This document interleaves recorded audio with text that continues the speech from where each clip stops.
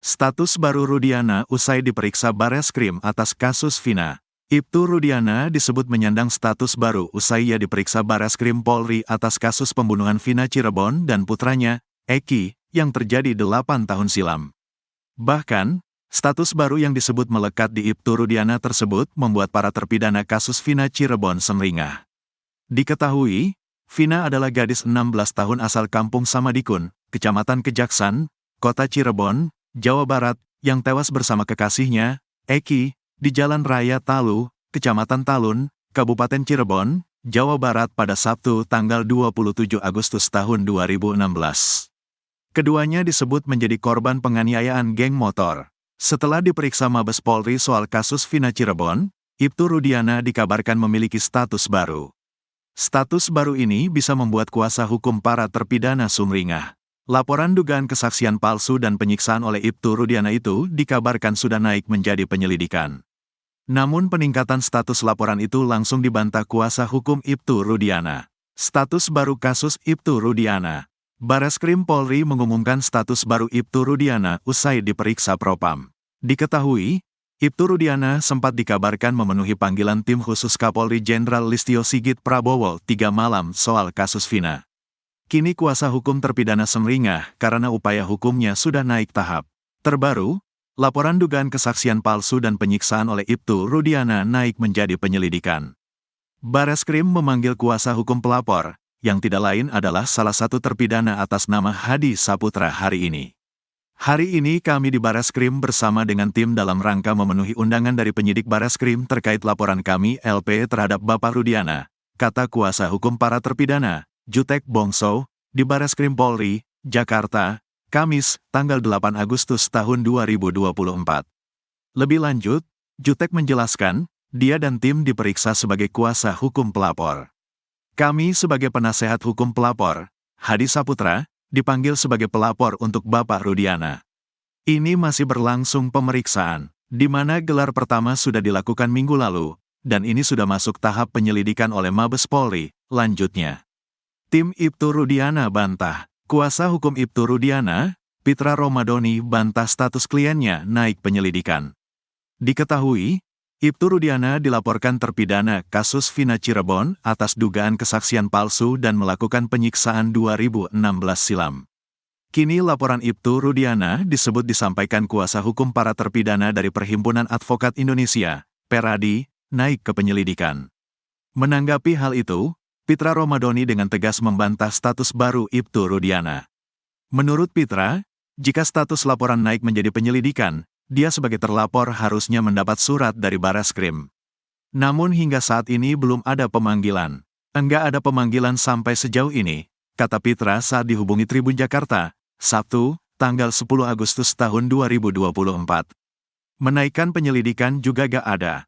Seharusnya kan kalau memang itu dinaikkan ke penyelidikan itu suratnya ditembuskan kepada kita, jelasnya.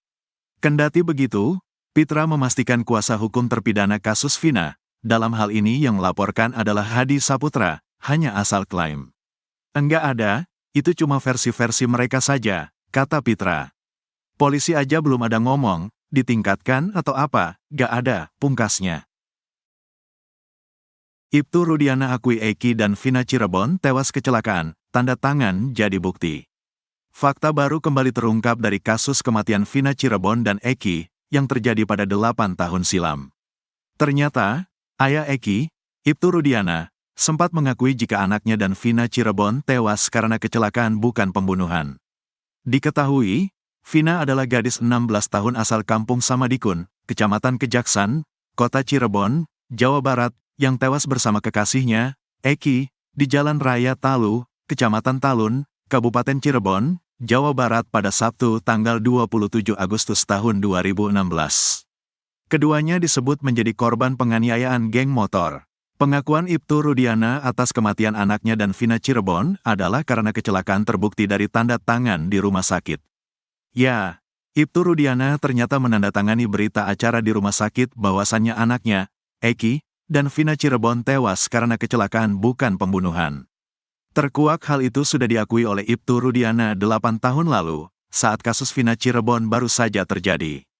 Sebagai seorang polisi yang melihat anaknya tewas di sekitar flyover Talun, Ibtu Rudiana ternyata tak menaruh curiga apapun. Seingat Franciscus Marbun, teman Eki, Ibtu Rudiana pada malam kejadian menandatangi berkas bahwa anaknya tewas karena kecelakaan. Sikap Ibtu Rudiana itu bahkan sempat membuat teman-teman Eki kecewa. Padahal sebagai seorang polisi, seharusnya Ibtu Rudiana mengusut terlebih dahulu peristiwa yang dialami oleh anaknya. Yang saya ingat memang pada malam itu jujur kita teman-teman Eki sempat kecewa sama Pak Rudiana. Kenapa kayak bapakan polisi? Kenapa gak coba diusut? Kata Franciscus Marbun dikutip Tribun Tanda Hubung Medan.com dari YouTube Uya Kuya, Senin, tanggal 12 Agustus tahun 2024. Seingat Franciscus, pada malam itu Ibtu Rudiana langsung mengakui kalau Eki dan Vina tewas karena kecelakaan. Beliau tanda tangan kalau anaknya meninggal karena kecelakaan. Makanya pada malam itu kita tahunya kecelakaan, ujarnya. Menurut Franciscus, malam itu Ibtu Rudiana datang dengan ekspresi wajah yang sangat sedih. Ekspresinya sedih, jedotin kepala juga ke pintu kamar mayat, pas baru datang, kata Franciscus lagi. Saat itu menurut dia, Ibtu Rudiana sama sekali tidak menanyakan apapun kepada teman-teman Eki yang ada di RSUD Gunung Jati. Saya pribadi yang merasa punya helm, gak ngerasa ditanyain, sampai sekarang, ungkapnya. Bahkan hingga acara yasinan 3 harian di rumah Eki, Franciscus Marbun dan teman-temannya masih mempercayai kalau keduanya tewas karena kecelakaan. Hal itu juga diperkuat dengan terlihatnya Ibtu Rudiana menandatangani surat meninggalnya Eki saat berada di rumah sakit. Yang saya tahu dan saya ingat, tapi saya tak bisa meyakinkan ya, pada saat itu beliau tanda tangan kalau anaknya itu meninggal dunia karena kecelakaan, bebernya. Itu tanda tangan di rumah sakit, tambahnya. Namun sekitar setelah 1 mingguan, Franciscus mendapat kabar bahwa ada pelaku pembunuhan yang ditangkap. Pelakunya ditangkepin, sejak kesurupan itu heboh, satu Cirebon kayaknya itu booming, ungkap dia. Ex-Wakapolri Komjen Purn Ogroseno juga mengaku heran kenapa Ibtu Rudiana di awal kasus tidak curiga dengan kematian anaknya. Padahal sebagai seorang polisi, jika dirinya merasa curiga dengan kematian Eki, seharusnya minta jasad anaknya diotopsi.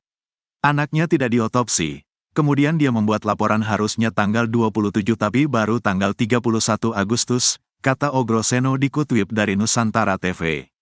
Mantan Kabareskrim Komjen Purn Susno Duaji juga meyakini kalau kasus Vina Cirebon adalah kecelakaan. Apalagi kata Susno Duaji, laporan soal kecelakaan di Polres Cirebon hingga saat ini masih ada, tidak dicabut. Susno Duaji bahkan membuat sayembara untuk siapapun yang bisa membuktikan kalau kasus Vina Cirebon adalah pembunuhan. Kalau kecelakaan sudah ada buktinya, kalau pembunuhan tidak jelas, kata Susno. Rudiana potensi jadi tersangka kasus Vina, Bareskrim naikkan status ke penyelidikan. Ibtu Rudiana dan para penyidik, yang menangani kasus pembunuhan Vina Cirebon dan Eki, pada 2016, berpotensi jadi tersangka. Hal tersebut setelah Bareskrim Polri menaikkan status ke tahap penyelidikan terhadap Ibtu Rudiana DKK dalam kasus pembunuhan Vina Cirebon. Diketahui, Vina adalah gadis 16 tahun asal Kampung Samadikun, Kecamatan Kejaksan, Kota Cirebon, Jawa Barat, yang tewas bersama kekasihnya, Eki, di Jalan Raya Talu, Kecamatan Talun, Kabupaten Cirebon, Jawa Barat pada Sabtu tanggal 27 Agustus tahun 2016. Keduanya disebut menjadi korban penganiayaan geng motor. Laporan dugaan kesaksian palsu dan penyiksaan oleh tim kuasa hukum para terpidana kasus Vina Cirebon terhadap Ibtu Rudiana telah dinaikkan ke tahap penyelidikan. Bareskrim memanggil kuasa hukum pelapor, yang tidak lain adalah salah satu terpidana atas nama Hadi Saputra hari ini. Sementara kuasa hukum Saka Tatal menyebut telah mendapatkan kisi-kisi dari Ordal, bahwa Ibtu Rudiana dan penyidik 2016 yang terlibat bakal berpotensi jadi tersangka. Diketahui pada Kamis, tanggal 8 Agustus tahun 2024, tim kuasa hukum para terpidana kasus Vina Eki telah memenuhi panggilan penyidik Bareskrim Polri terkait laporan terhadap Ibtu Rudiana. Kami sebagai penasehat hukum pelapor, Hadi Saputra, dipanggil sebagai pelapor untuk Bapak Rudiana. Ini masih berlangsung pemeriksaan, di mana gelar pertama sudah dilakukan minggu lalu, dan ini sudah masuk tahap penyelidikan oleh Mabes Polri, ujar salah satu kuasa hukum para terpidana, Jutek Bongso di Bareskrim Polri. Sebelumnya, Jutek dan tim melaporkan Rudiana ke Bareskrim Polri pada Rabu, tanggal 17 Juli tahun 2024. Rudiana sendiri merupakan ayah dari almarhum Eki, sekaligus sosok yang berperan menangkap para terpidana. Jutek bahkan melaporkan Rudiana tidak hanya untuk dugaan kesaksian palsu, tetapi dugaan penyiksaan terhadap para terpidana. Jadi kita tidak hanya melaporkan terkait dugaan keterangan palsu, tetapi kan sebagaimana kita tahu ada isu penganiayaan, penyiksaan, penekanan secara psikis. Nah itu salah satu yang dilaporkan mewakili Hadi Saputra, kita uji gitu loh. Karena kan ada saksi yang melihat, ada bukti-bukti yang kita lampirkan, ujar Jutek di lobi Bareskrim Polri, Jakarta, Rabu, tanggal 17 Juli tahun 2024. Berpotensi jadi tersangka. Di sisi lain, kuasa hukum Saka Tatal, Yasin, mengaku mendapatkan kisi-kisi terkait pemeriksaan yang dilakukan tim khusus bentukan Kapolri Jenderal Listio Sigit Prabowo terhadap Ibtu Rudiana Ces. Setelah pertama kali laporan polisi di Bareskrim oleh Dedi Mulyadi, kemudian Ruli Panggabean dan tim Peradi di bawah asuhan Otto Hasibuan, tim sus bergerak cepat memeriksa polisi yang diduga terlibat secara maraton. Bukan hanya Rudiana, dikabarkan puluhan polisi yang diduga terlibat di dalam kasus tersebut sedang menjalani pemeriksaan. Berita terbaik tadi dari kawan saya, Rudiana akan kena batunya. Insya Allah, polisi di Cirebon akan masuk bui termasuk si Gugun dan Aris Papua. Kisi-kisi ini dapat dari orang yang kompeten, ujarnya seperti dikutip dari siaran langsung TikToknya yang tayang pada Rabu, tanggal 7 Agustus tahun 2024. Menurutnya, meski belum disampaikan secara resmi, tetapi ia yakin Rudiana Ces akan dinaikkan statusnya menjadi tersangka. Kemudian, mereka akan segera menggantikan ketujuh terpidana. Walaupun secara konkret belum disampaikan tapi insya Allah, ya mudah-mudahan kemenangan tetap berada di kebenaran, ujarnya. Jika terbukti bersalah, Rudiana Ces akan disidang etik lalu tim kuasa hukum Saka Tatal menuntut agar mereka dilakukan pemberhentian secara tidak dengan hormat, PTDH. Tim kuasa hukum Saka Tatal juga meminta agar Rudiana Ces baru dijebloskan ke dalam bui setelah menjadi warga sipil biasa. Kalau Rudiana sudah di PTDH maka dia menjadi sipil biasa, kedudukannya sama dengan kita, dia akan masuk penjara sipil. Kawan-kawan tujuh terpidana sudah siap memplonco, tambahnya. Yasin berharap kisi-kisi yang disampaikan ini tidak jauh lari dari kenyataan yang sebenarnya. Puluhan polisi sudah diperiksa oleh Bareskrim. Dan insya Allah yang sudah kita tahu siapa namanya akan segera masuk bui termasuk yang bertato-tato kemarin, termasuk yang ngasih air kencing, itulah yang akan masuk bui. Segera akan jadi tersangka, tambahnya.